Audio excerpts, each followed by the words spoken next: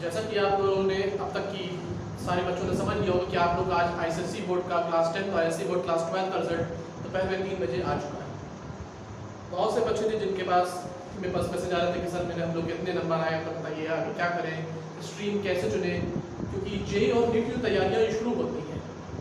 काफ़ी बच्चे ऐसे होते हैं जो 11 से ही तैयारी अपनी शुरू कर देते हैं, जिनके दिमाग में टारगेट होता है कि हम पहले अटेम्प्ट में ही हमको अच्छे से अच्छा कॉलेज मिल जाए, तो अपनी तैयारी एकेडमी के साथ साथ जेई या नीट जो भी वो चूज़ करते हैं उसकी तैयारी को शुरू कर देते हैं। तो बच्चों ने कहा कि सर हम लोग के लिए एक वीडियो बना दीजिए, तो हम लोग के लिए वीडियो बनाया जा रहा है। तो कुछ बच्चों के मैसेज तो कई बच्चों का है, जिनमें से 3 बच्चों ने अपने रिजल्ट बताए हैं। उनमें से 2 बच्चे जो हैं हमारे वो लखनऊ के हैं, एक आईसीएसई बोर्ड का एफिलिएटेड स्कूल है और एक दिल्ली बेस्ड स्कूल है। दिल्ली बेस्ड स्टूडेंट है प्रियांशु कुमार, उनका मैसेज आया था मेरे पास कि उनको अपने आईसीएसई बोर्ड की क्लास 10 में प्रियांशु वो आईसीएसई बोर्ड की क्लास 10 में 94% मिले। ठीक है, क्लास 10 में उनको 94% मिले और मैथ्स में उनको 100 यानी फुल नंबर है। ठीक है, तो पहले इनके बारे में बता दें कि इन्होंने 2-3 क्वेश्चन मुझसे पूछे। प्रियांशु कुमार जी ने, दिल्ली बेस्ड स्टूडेंट है ये, 94% क्या है मैथ्स में मिला है, लेकिन ये अब ऑप्ट कर रहे हैं आईसीएसई बोर्ड से सीबीएसई बोर्ड में और मैथ्स ना चूज करके ये बायोलॉजी चूज कर रहे हैं। और ऑलरेडी इस समय में, जिस समय इनका मेरे पास मैसेज आया था कुछ देर पहले, 3 बजे के बाद 3:15 या 3:10 मेरे पास मैसेज आया था, तो उस समय ये कोटा में एलन इंस्टीट्यूट, आप लोगों ने बहुत नाम सुना होगा, तो वहाँ से ये अपनी नीट की तैयारी भी कर रहे हैं। ठीक है, कोचिंग कर रहे हैं। तो उन्होंने ये पूछा कि सर हम अपनी नीट की तैयारी के साथ साथ एकेडमी की तैयारी कैसे करें। ठीक है, तो मैं 2-3 चीज़ आप लोगों को बता दे रहा हूँ कि आप लोगों से एक टाइम टेबल समझ सकते हैं। तो ये तो मैंने एक नाम बता दिया है। अगर ऐसे ही कोई भी स्टूडेंट हो, उसको साइंस लेना हो, मतलब बायोलॉजी लेना हो या मैथ लेना हो, और वो ये चाहता है कि मैं अपनी एकेडमी के साथ साथ अपनी जो जेईई या नीट की तैयारी है वो दोनों साथ में कर सकें, उसके लिए मैं एक टाइम टेबल सेट कर दे रहा हूँ। ठीक है, मोटा टाइम टेबल, उसमें आप लोग खुद अपने हिसाब से चेंजेस कर सकते हैं कि आपकी कोचिंग की टाइमिंग क्या है, स्कूल की टाइमिंग क्या है, ये सब चीज़ें। ठीक है, सबसे पहली जो चीज़ आप लोगों की है, आपको दोनों की मैनेज करना। आप ऐसा नहीं कर सकते हैं कि कोचिंग की वजह से अपनी एकेडमी को नुकसान में डालिए या एकेडमी की वजह से कोचिंग को नुकसान में डालिए। दोनों चीज़ें ज़रूरी साथ में। ठीक है, अब करना ये कि अगर आपका दोपहर में स्कूलिंग होती है, मान लीजिए आपकी ऑनलाइन क्लासेस स्कूलिंग की चलती है, सपोज 9 से लेके 2:30 PM, ठीक है, 9 AM से लेके 2:30 PM तक सपोज करिए, मैं टाइम बता रहा हूँ, 9 AM से लेके 2:30 PM तक की आपकी क्लासेस चलती है।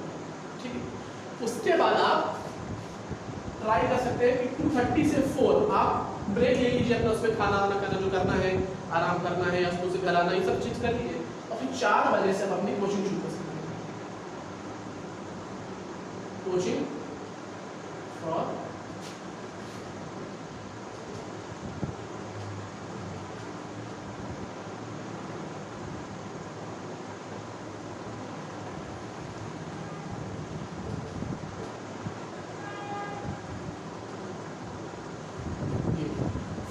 PM से लेकर 10:30 PM।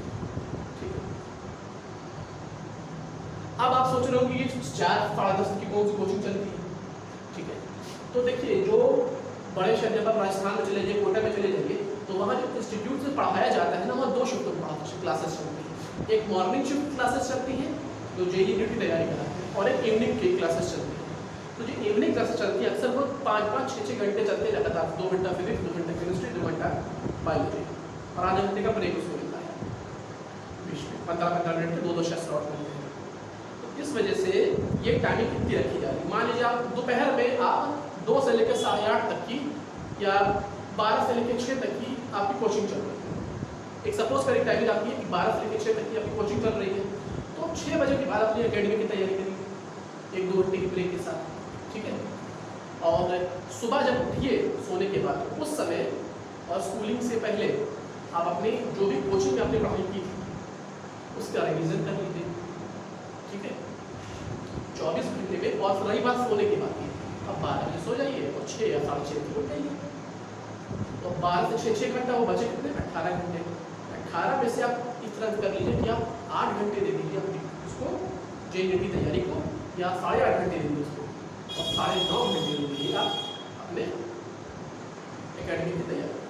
यानी 8.5 घंटे आप गए अपने JEE की तैयारी को और 9.5 घंटे गए आपकी एकेडमी की तैयारी। तो 8.5 और 9.5 17, सॉरी 18 और 18 और 6 24। अब आप सोचें कि हम सबको आराम करने का मौका कैसे मिलेगा, तो आराम करने का मौका आपको जो ये 8.5 और 9.5 मैंने उनके 18 घंटे बताए ना, ये 18 में से आप 1 घंटे को माइनस कर दीजिए, एक के बल्कि हम उसको 2 घंटा माइनस कर सकते हैं, 16 घंटे उसको ले लीजिए। वो 2 घंटे कैसे मैनेज करते हैं, खाना खाना है, आराम करना है, या बातें करना है, कुछ भी करना है, कोई भी रिफ्रेशमेंट कोई भी चीज़ करनी है, लेकिन 2-3 चीज़ें ध्यान रखिएगा, ठीक है। मैं ज़रा दो और बाकी दोनों बच्चों के नंबर में बता दूँ। एक और जो हमारे बाकी लड़के स्टूडेंट्स हैं, एक हैं उनका नाम है, इनके नंबर आपके आए हैं 94.47%, ठीक है।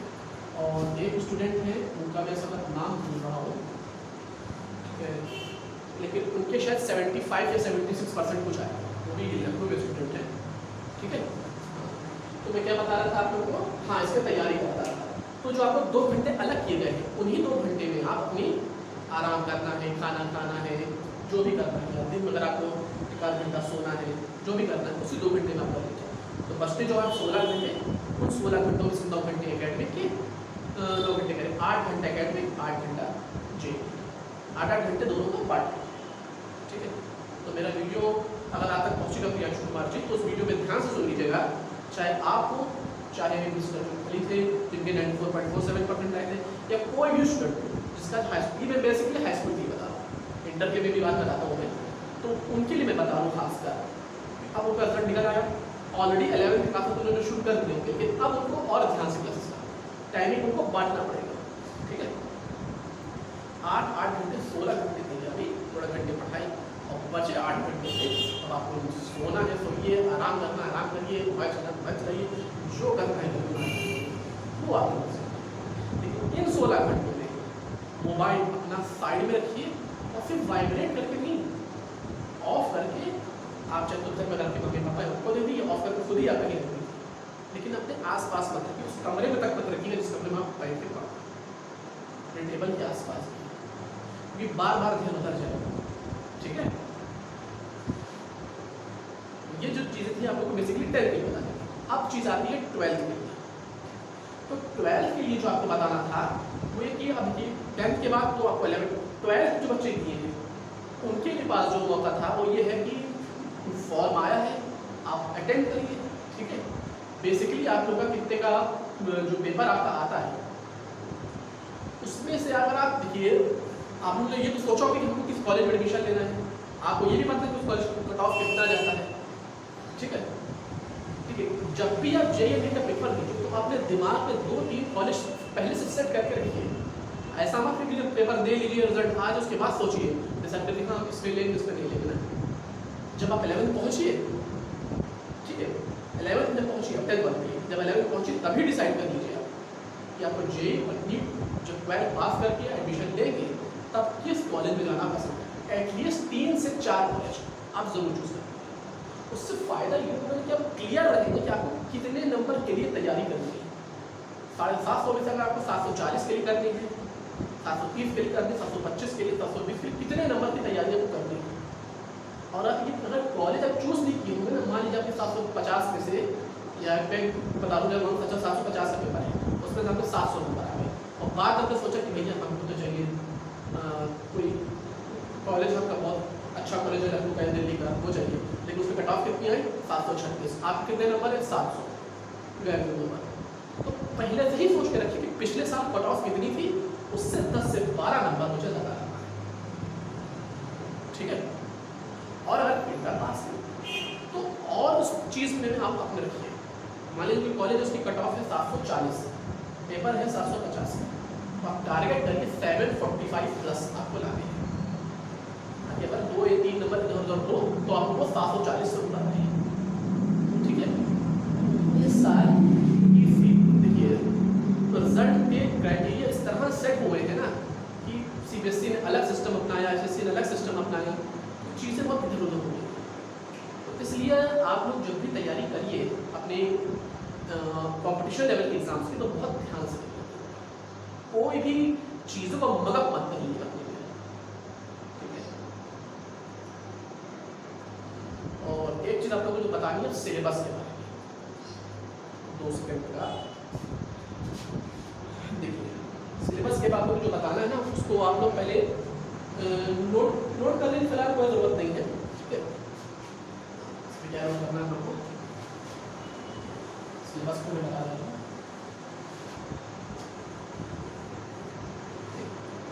सिलेबस का आप लोग से ये कहना था कि आप लोग एक्चुअली सिलेबस तो मैंने बता दिया था कि सिलेबस कटा है, 10 जुलाई को आया था। ठीक है, लेकिन 2-3 चीज़ ये बताने थे कि सर सिलेबस जो है कुछ कई बच्चों को बहुत अजीब अजीब डाउट्स आ रहे थे।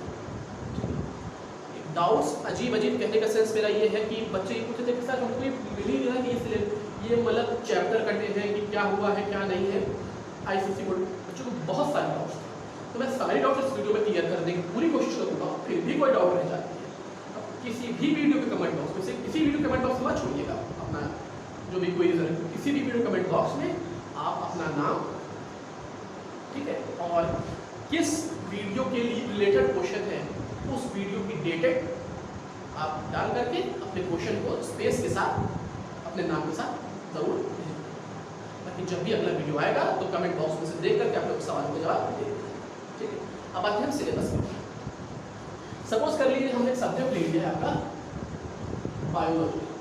ठीक है, बायोलॉजी का हमने सब्जेक्ट ले लिया है, तो आप लोग का बायोलॉजी सब्जेक्ट जो है, मान लीजिए उसमें आप लोग के टोटल 6 चैप्टर्स अभी रिड्यूस होने से पहले की बता रहा था। ठीक, सपोज करिए उसमें से 1 माइनस हो गया, तो कितना बचा आपका 5 चैप्टर बचा। अब इस 5 में से 2 चैप्टर ऐसे हैं आप लोग के जिनमें पूरे तो चैप्टर नहीं कटेंगे, लेकिन कुछ पॉइंट्स कटेंगे। जैसे सपोज सेल थ्योरी है या लॉ ऑफ जेनेटिक्स है, लॉ ऑफ जेनेटिक्स से लिया। ठीक है, तो लॉ ऑफ जेनेटिक्स है, तो मान लीजिए ऐसा हो सकता है कि लॉ ऑफ जेनेटिक्स का सिर्फ लॉ आपके सिलेबस में हो, उसका एक्सप्लेनेशन का जो पार्ट है वो काट दिया। ठीक है, अब अलग एग्जांपल ले लीजिए आप, एनाटॉमी है या आपका स्किन 3 पार्ट बांटेंगे, डर्मिस, एपिडर्मिस और लोअर डर्मिस। ठीक है, तो आपको हो सकता है कि सिर्फ डायग्राम आए और बेसिक चीज़ें आए, एक्सप्लेनेशन ना आए। ये तो मैं बायोलॉजी का मैंने बोला है, आप किसी भी सब्जेक्ट को ले लीजिए, आप फिजिक्स में चले जाइए, आप केमिस्ट्री में चले जाइए, जैसे केमिस्ट्री में, मैथ पूरा आप लोग का कंस्ट्रक्शन पूरा चैप्टर ही हटा दिया गया। ठीक है, पूरा चैप्टर कंस्ट्रक्शन जो पूरा हटा दिया गया, लेकिन कुछ चीज़ें मैथ्स से जैसे ट्रिग्नोमेट्री है शायद और कुछ चैप्टर्स हैं उनमें कुछ पॉइंट्स हटाए गए। ठीक है, मैं डिटेल आप लोग को देने की पूरी कोशिश करूँगा किसी वीडियो की डिस्क्रिप्शन बॉक्स में। ठीक है, तो ना देखो तो मुझे बाद में आप लोग को याद दिला दीजिएगा, तो बाद आप लोग को बैठ कर। ठीक है, और इस वीडियो को जो प्रीमियर सेट मिलेगा वो आज है आप लोग का 24 और ये आप लोग को वीडियो मिलेगा 28 को सुबह 9:30 बजे। ठीक है, हाँ मैं सिलेबस के बारे में बता रहा था आप लोगों को। तो मैथ आपने ले लिया, फिजिक्स देखिए, फिजिक्स वाले आपको चैप्टर ले लिए फोर्स कई टाइप के होते हैं, कॉन्टैक्ट, नॉन कॉन्टैक्ट, और कॉन्टैक्ट कई टाइप के होते हैं, नॉन कॉन्टैक्ट कई टाइप के होते हैं, लीवर्स होता है, वेज होता है, पुलिस होता है, ये सारी चीज़ें होती हैं। तो इसमें हो सकता है कि सिर्फ बेसिक उनका प्रिंसिपल हो, जैसे न्यूटन लॉ ऑफ मोशन है, न्यूटन लॉ ऑफ मोशन में सिर्फ उनका लॉ हो, उनका पूरा प्रूविंग ना हो। मैथ में ट्रिग्नोमेट्रिक आइडेंटिटीज होती हैं, आइडेंटिटी को sine square theta plus cos square theta equal to 1। अब ये कैसे होता है कि प्रूफ ना हो, सिर्फ आइडेंटिटी हो। ठीक है, तो ऐसे कई चीज़ें होंगी जिनमें या तो चैप्टर कटे होंगे या चैप्टर नहीं कटे होंगे, तो सिर्फ और सिर्फ कुछ हिस्सा पार्ट कोई चीज़ काटे। ठीक है,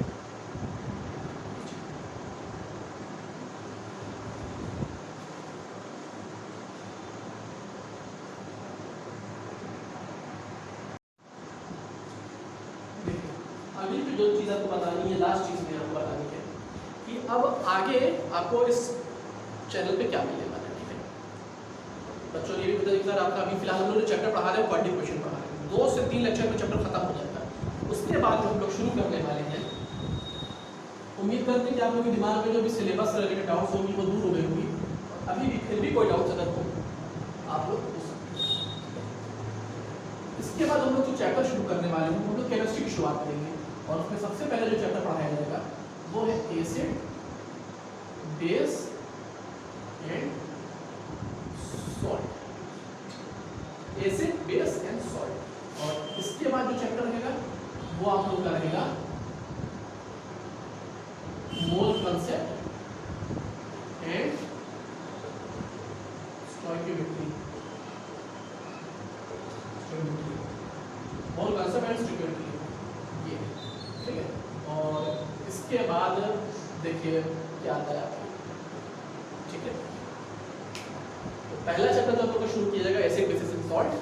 इसके बाद मोल कंसेप्ट एंड स्टोइकियोमेट्री देखा जाएगा, केमिस्ट्री पे रहना है, फिजिक्स पे आना है।